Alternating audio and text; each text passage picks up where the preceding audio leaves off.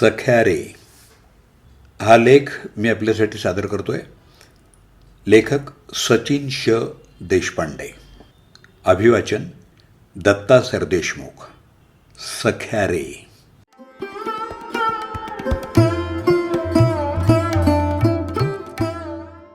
खूप खूप वर्षांपूर्वीची गोष्ट आहे. मी बऱ्यापैकी असा आडनिड्या वयातला वगैरे. त्या काळी दूरदर्शनवर शनिवारी संध्याकाळी मराठी चित्रपट दाखवले जायचे.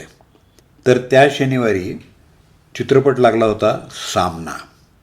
मला जरा विचित्रच वाटलं होतं हे नाव त्या माझ्या वयात. म्हणजे तोपर्यंत क्रिकेटचा सामना, कबड्डीचा सामना, झालंच तर घरी येतो म्हणून बाळासाहेबांचा सामना हेच माहीत होतं. पिक्चरचं नाव कसलं सामना ठेवायचं, या अशा एकंदर बुद्धिमत्तेच्या वयातला मी. बाहेर आईबाबा पिक्चर बघत असताना बेडरूममध्ये फालतू टाईमपास करत बसलेलो आणि अचानक कान टवकारले गेले होते माझे. एक प्रचंड जीव घेणं आर्त असं काहीतरी ऐकून.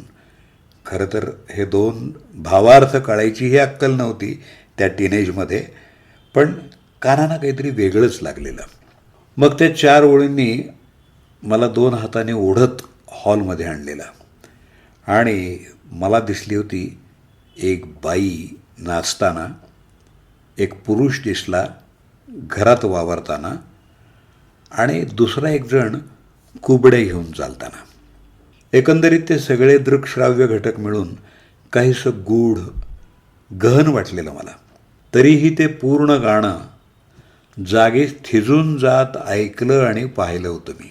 तो गाण्यात दिसणारा कुबडीवाला गाणं संपता संपता मारला गेला होता आणि माझ्यापुरताही तो विषय तेव्हाच तिथंच संपला होता. आता कट 2. मी आता साधारण 20-22चा. चित्रपटांची संगीताची समज बऱ्यापैकी वाढलेला असा आणि पुन्हा एकदा तोच चित्रपट लागला होता टी व्हीवर, सामना. आणि यावेळी अर्थातच मला कळला होता त्या नावाचा चित्रपटाशी असलेला संबंध काय आहे ते. कारण तोपर्यंत मी डॉक्टर श्रीराम लागू आणि निळू फुले अशा दोघांचेही काही वेगवेगळे पिक्चर्स पाहिलेले आणि हे दोघं एकत्र असलेले ऑल टाईम ग्रेट पिंजरा आणि सिंहासनसुद्धा पाहिलेले. त्यामुळं त्या इतर सामन्यांप्रमाणेच हा सामनासुद्धा पॉवर पॅक्ड असणार हे कळून आलेलं तोपर्यंत. आणि पुन्हा तेच जीव घेणे आर्त स्वर कानी पडले माझ्या. आता मला या दोन्हींचे भावार्थ चांगलेच कळत होते. मी पुन्हा अगदी तसंच थिजून जात ते गाणं ऐकलं, पाहिलं आणि मग मी सुरू केलं होतं त्या गाण्यासंबंधीची इतर माहिती काढणं. ते गाणं वारंवार ऐकणं. तेव्हा मला कळत गेल्या होत्या एक एक करामती त्या गाण्यातल्या. सगळ्यात सुरुवातीला लताबाईंचा येणारा तो प्रोलॉग. कधीही कुठल्याही प्रहरी ऐका, अगदी अंतरात काहूर माजवतोच तो. मराठी गाण्यांमध्ये अभावानंच आला असावा. काळजाचा इतका ठाव घेणारा प्रोलॉग मराठी गाण्यांमध्ये अभावानंच आला असावा. हा महाल कसला, रान झाडी ही दाट, अंधार रातीचा कुठं दिसना वाट, कुण्या द्वाडानं घातला घाव, केली कशी करणी. यानंतर गाण्याचा मुखडा सुरू होतो, संपतो आणि मागोमाग येतं ते गहिरं इंटरल्यूड.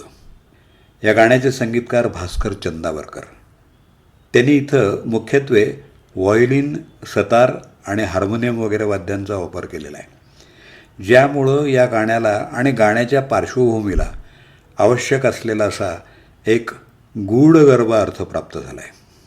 पुढं सुरू होणाऱ्या अंतऱ्याला तो संपेपर्यंत तबला प्रामाणिक साथ देतो.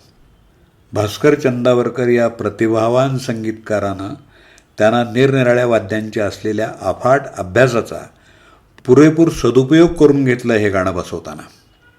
अतिशय किमान वाद्यवृंद ठेवत जो काही कमाल परिणाम त्यांनी साधला आहे त्याला खरोखरच तोड नाही आहे. आणि या सगळ्याचं कसल्याशा अनामिक अनाहूत सावटाला शब्दबद्ध केलं आहे आणखी एका प्रतिभासंपन्न कारागिरानं, शब्दांच्या किमयागारानं, जगदीश खेबुडकर साहेबांनी.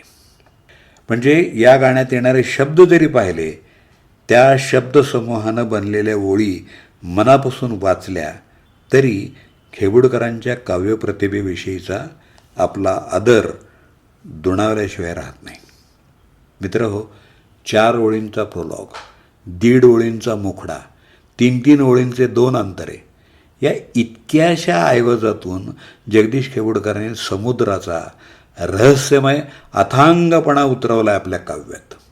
सख्या रे घायाळ मी हरिणी, काजळ काळी गर्द रात अन कंप कंप अंगात, सळसळणाऱ्या पानांनाही रात किड्यांची साथ, कुठं लपू मी कशी लपू मी गेले भांबावनी, सख्या रे घायाळ मी हरिणी.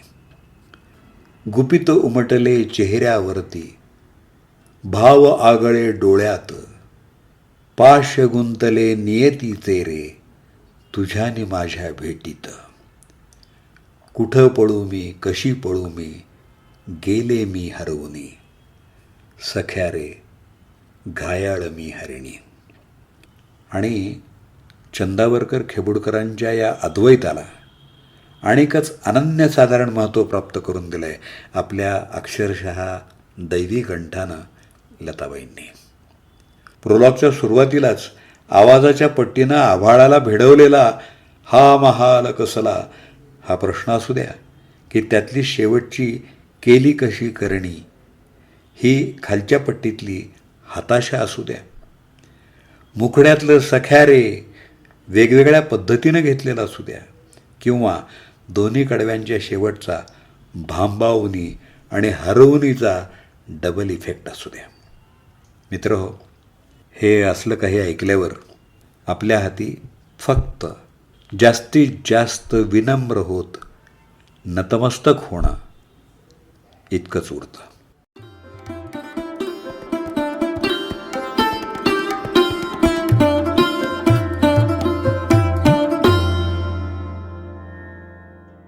बरोबर आहे ना? सख्या रे या लेखाचं अभिवाचन आत्ताच आपण ऐकत होता. लेखक सचिन श देशपांडे. हा लेख ऋषिकेश आयाचित नाशिक यांच्या सौजन्यानं मला प्राप्त झाला. मी अभिवाचक दत्ता सरदेशमुख. आपण आपल्या प्रतिक्रिया आणि अभिप्राय मला माझ्या व्हॉट्सअप नंबरवर जरूर कळवा. 8329730186.